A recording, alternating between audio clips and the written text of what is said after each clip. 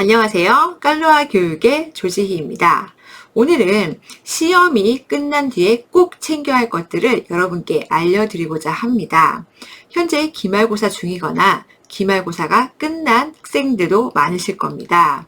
자, 우리가 보통 시험이 끝나면 와, 시험 끝났다 하고 다 잊어버리죠.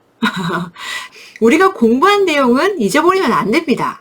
대신에 공부하느라 힘들었던 그 과정은 잠시 잊어도 좋겠죠. 시험이 끝나고 난 다음에는요, 아이들이 아마 자유를 만끽할 거예요. 그 시간 충분히 가져도 좋습니다. 그런데 시험이 끝난 다음에 꼭 챙겨야 할 것은 바로 이런 파일입니다. 아이들이 시험을 본 다음에는요, 보통 부모님들은 그렇게 얘기를 하세요. 몇 점이야? 또는 몇 개 틀렸어? 이렇게 얘기를 많이 할 거예요. 그런데 시험은 그 결과가 사실 중요하지는 않습니다. 물론 입시에서는 굉장히 점수가 중요하죠. 우리가 지금 시험이 끝났다고 해서 모든 게 끝난 것은 아니잖아요. 우리 시험의 끝은 어디예요? 바로 수능이죠. 그 전까지는 우리는 계속 관리를 해야 합니다. 그리고 이 시험이요, 굉장히 어렵게 느껴질 때도 있지만 또 쉽게 느껴지기도 합니다. 그래서 우리는 이 시험에 대해서 항상 대비를 해야 하고 시험이 끝난 다음에도 이 과정을 잘 마무리를 해야 한다는 것을 꼭 기억하셨으면 좋겠습니다. 자, 그럼 어떻게 마무리를 해야 하느냐? 아이가 평소보다 너무 공부를 못한 거예요. 특히 결과가 잘 안 나왔을 경우 시험지를 이렇게 막 구겨버리시거나 또는 시험지를 아예 보지도 않는 경우 또는 아이가 부모님께 아예 보여드리지 않는 경우도 사실 있죠. 시험은 뭘까요? 내가 배운 것을 다시 선생님께 확인을 받는 과정이라고 보시면 좋은데요. 중요한 것은 무엇이냐면 이 시험 문제를 통해서 우리 아이가 어떤 것을 어려워하고 어떤 것을 잘 알고 있는지를 파악하셔야 된다는 것입니다. 특히 이 시험지를 보셨을 때 아이에게 꼭 물어보셔야 하는 것이 있어요. 바로 무엇이냐? 혹시 찍어서 맞은 문제 있니? 꼭 물어보셔야 됩니다. 왜냐? 찍어서 맞아서 일단 기분은 좋아요. 잘했어. 이것도 실력이야.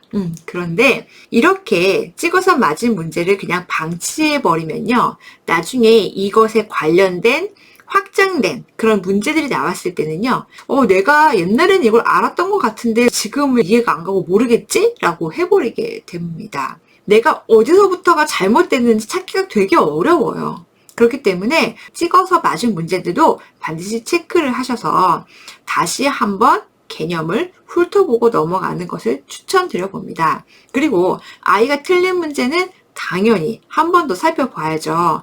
그래서 조금 귀찮긴 하더라도 오답 노트처럼 정리를 한번 해봤으면 좋겠습니다. 제가 아까 이런 파일을 준비하라고 말씀드렸는데요.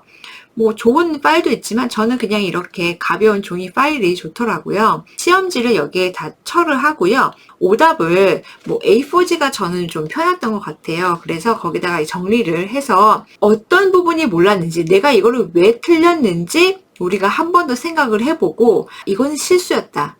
또는 이 문제는 내가 개념을 잘못 이해했다. 아이가 왜 틀렸는지 그 이유를 꼭 적어 놓으시기를 바라겠습니다.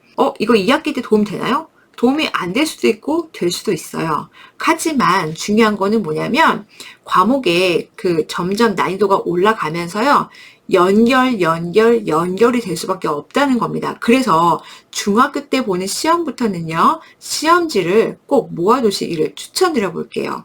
우리 아이가 어떻게 성적 변화가 있는지 확인도 해보시고요. 그리고 우리 아이가 자주 틀리는 그런 유형을 살펴보셔야 합니다. 뭐 사회면 사회, 과학이면 과학, 수학이면 수학 등등. 아이들이 보통은요, 틀리는 유형을 또 틀리고 또 틀립니다. 그래서 그 틀리는 유형만 제대로 잡아 놓으면 그 다음 학기 또는 내년에는 틀리지 않을 수가 있어요. 그렇기 때문에 이 오답의 유형을 반드시 모아두셔야 합니다. 그래야 아이 스스로 약점 파악이 가능하거든요. 시험 후에 우리가 이렇게 공부하는 것은 어쩌면 보약을 먹는 것과 같다라고 보실 수가 있을 것 같습니다. 그렇기 때문에 시험 후에 결과를 가지고 일희일비할 것이 아니고 이 시험지 봤으니까 이제 끝이야. 다시 보고 싶지 않아. 이렇게 하는 것보다는 한 번 더 리뷰해 봐야 된다는 것입니다. 또 하나 보셔야 될 게 뭐냐면 우리 아이는 다 100점인데요. 그러면 공부할 게 없지 않나요? 라고 하실 수도 있습니다. 자, 100점이라도 봐야 할 것은 또 있습니다. 바로 무엇이냐면요. 각 문제에 선지들이 있어요. 보기의 예문이라든지 이 지문들 있죠. 이 부분에서 혹시라도 아이가 잘 이해하지 못했던 부분이 있는지 체크를 해보시길 바랄게요. 분명히 아이는 다 맞았지만 그래도 잘 이해가 안 가는 보기 유형이 있을 수 있거든요. 그런 유형들은 나중에 또 시험에서 만날 수가 있어요. 혹시나 놓치고 간 부분이 있다면 그냥 넘어가지 마세요. 그래서 한 번쯤은 더 훑어봤으면 좋겠다라는 생각이 듭니다. 보는 과목이 좀 많아요. 근데 여기에 대해서 모두 다 리뷰를 하긴 힘들다고 한다면 주요 과목만이라도 꼭 했으면 좋겠습니다. 국어, 수학, 영어, 사회, 과학 이 5가지 과목은 꼭 체크를 하고 넘어가시면 좋을 것 같습니다. 그리고 마지막 팁 하나 더 드릴게요. 수학 시험지는요, 하나를 더 복사해 보시길 바랍니다. 우리가 보통 기말고사 다음에는 방학이 기다리고 있죠.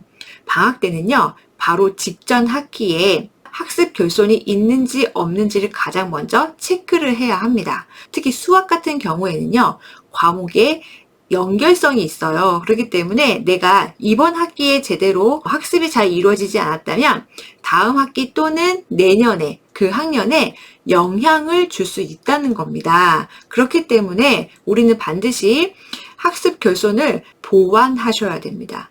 그래서 수학 시험지는요, 꼭 복사를 해 두시고요. 방학 때 아이가 어려워했던 부분을 보강을 먼저 해야 되고 다음 학기 예습도 할 거잖아요. 선행을 하는 친구들은 선행 진도가 나갈 테고요. 그리고 학교 개학하기 직전에 기말고사 때 봤던 그 시험지 있죠? 이거를 다시 한번 풀려보세요. 그러면은 약 한 달간의 기간 뒤에 아이가 이 학습 결손이 잘 보완이 되었는지를 파악이 가능하고요. 여기서도 만약에 틀린 부분이 있다라고 한다면 이 부분에 대한 유형을 좀 많이 풀어봐야겠다라고 생각을 해보시면 좋을 것 같습니다. 2학기가 되거나 또는 다음 학년으로 넘어갈 때요. 진도를 앞에 거를 하는 거를 좀 싫어하는 아이들이 있을 수 있어요. 그럴 때에는 조금 더 심화된 문제집으로 보완을 해주셔도 좋을 것 같습니다. 그런데 심화된 문제집만 많이 푼다고 해서 점수가 높아지진 않더라고요. 중요한 것은 아이가 틀린 유형의 문제의 난이도를 다양한 문제로 유형화해서 더 많이 풀어보게 하는 게 더 도움이 되겠죠. 오답이 나오지 않을 때까지 풀어보는 거 전 좋은 것 같더라고요. 시험을 본 다음에는요, 우리가 도대체 왜 시험을 받는가에 대해서 한번 생각을 해보셔야 됩니다. 시험을 보기 전에 우리는 무엇을 했죠? 바로 공부 계획을 짰습니다. 그리고 계획을 짠 대로 실행을 했죠. 그 다음에 무엇을 했죠? 평가인 시험을 봤습니다. 시험인 평가에서 끝나게 되면 도움이 되지 않습니다. 단순히 결과로만 시험을 잘 봤다? 시험을 못 봤다. 여기서만 끝나게 되는 것이거든요. 그 다음이 바로 제가 오늘 말씀드린 이 오답을 처리하는 과정. 이것이 바로 피드백입니다. 이 피드백이 있어야 우리 아이가 더욱더 발전할 수가 있게 되겠죠. 반드시 공부에 도움이 되려면요, 이 피드백이라는 과정이 꼭 필요하다는 거 기억하셨으면 좋겠습니다. 오늘도 여러분께 도움이 되셨으면 좋겠습니다. 감사합니다.